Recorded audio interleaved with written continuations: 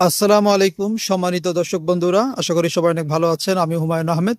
আজকের এই নার্সারি বিষয়ক রিভিউতে আপনাদের সঙ্গে আছি নরসিংদী জেলার শিবপুর উপজেলা থেকে।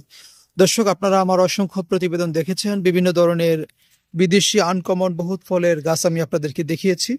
আজকে আপনাদের সাথে একটি বিষয় শেয়ার করব, আর সেটি হচ্ছে আপনারা অনেকে আছেন ছাদে বাগান করে থাকেন, বিভিন্ন ধরনের গাছ আপনারা ছাদে লাগিয়ে থাকেন, আপনাদের পছন্দের গাছগুলো আপনারা ছাদের টবের মধ্যে লাগিয়ে থাকেন, কিন্তু অনেকে সুস্পষ্ট ধারণা রাখেন না যে কোন গাছ ছাদে ভালো হবে বা কোন গাছ ভালো হবে না।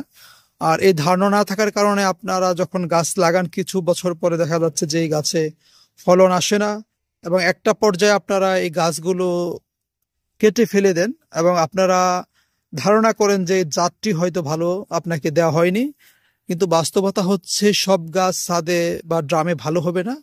আর এই কারণে আপনারা ব্যর্থ হন। আমি আজকে এমন একটি গাছ দেখাবো যেটা ছাদে লাগাবেন না, কারণ ছাদে লাগালে এটা ভালো ফলন পাবেন না। তো চলুন দর্শক দেখি এই গাছটিকে, যে ছাদে ভালো ফলন আসবে না। দর্শক, যে সমস্ত গাছগুলো ছাদের মধ্যে ভালো ফলন হয় না তার মধ্যে একটি হচ্ছে এই বেল গাছ। আপনারা দেখতে পাচ্ছেন এই ড্রামের মধ্যে একটি বেল গাছ রোপণ করা আছে, এবং এই গাছটির বয়স অনেক হয়েছে কিন্তু গাছটি বেশি একটা বড় হয়নি, কারণ এই টবের মধ্যে যে মাটি আছে মাটির স্বল্পতা আছে। স্বল্পতা থাকার কারণে বা ছোট একটা স্পেস থাকার কারণে এই বেল গাছ তার যে শিকড় সেগুলো গভীরে যেতে পারছে না বা মাটির অনেক দূরে যেতে পারছে না। সেজন্য কিন্তু গাছটাও বড় হচ্ছে না, কারণ একটি গাছের শিকড় যত গভীরে যাবে, যত বেশি দূরে যাবে, তত বেশি শাখা প্রশাখা ছাড়বে, গাছ তত বেশি বড় থাকবে, ভালো থাকবে। আর এই অল্প মাটিতে গাছ তার প্রয়োজনীয় যে পুষ্টি, ভিটামিন বা অনুখাদ্য সেটা কিন্তু পাচ্ছে না। আর এই কারণে এই বেল গাছ ড্রামে ভালো হয় না। আর এই গাছটি জন্মগতভাবে বা প্রকৃতিগতভাবেই বড় একটি প্রজাতির গাছ, আর এর জন্য এই গাছ ড্রামে লাগালেও আপনি ভালো ফল পাবেন না। যদি আপনারা লাগানো বেল গাছ ড্রামে, তখন দেখবেন যে কিছুদিন ফুল আসবে, দু চারটি ফল ধরবে, কিন্তু ফলগুলো একটা পর্যায়ে ফেটে ঝরে যাবে। আপনি এটা থেকে কখনো ভালো ফল আশা করতে পারেন না একটি বেল গাছ থেকে, যখন আপনারা এটা ড্রামে লাগাবেন। আপনারা দেখতে পাচ্ছেন আমাদের এই বেল গাছটি অনেক বয়স হয়েছে, কিন্তু গাছটি এত বেশি বড় হয়নি, কারণ এই অল্প মাটির কারণে। তো আমি বলবো যে আপনারা এই বেল গাছ তাদের ছাদে রোপণ করবেন না, এটা থেকে কখনোই আপনারা ছাদে রোপণ করে ভালো ফলাফল পাবেন না।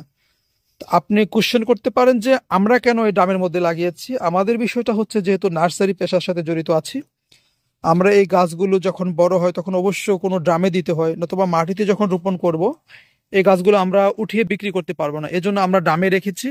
এই গাছে প্রচুর ফুল আসে প্রতি বছর, কিন্তু ফল টিকানো যায় না। যখন ফলের ছোট ফল হয় তখন এগুলো ফেটে ঝরে পড়ে যায়। আমরা যতই রাসায়নিক বা অর্গানিক খাবার দিই না কেন, কোনো লাভ হবে না।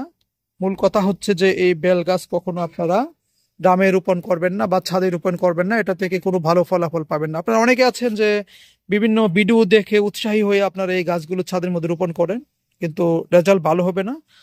আপনারা যদি ছাদের মধ্যে বিশাল একটি হাউস করে করতে পারেন, সুউচ্চ একটি হাউস করে করতে পারেন, তাহলে আশা করা যায় যে এই গাছ থেকে ফল কিছু পাবেন, কিন্তু এমন দামে রেখে কখনো ফল ভালো পাবেন না। তো দর্শক, আশা করি যে আমার এই ভিডিওটি আপনাদের কাজে লাগবে, আর আমি নতুন ভিডিও দিলে যেন আপনারা সাথে সাথে পেতে পারেন সেজন্য আমার চ্যানেলটিকে সাবস্ক্রাইব করার জন্য জানাচ্ছি। আল্লাহ হাফেজ।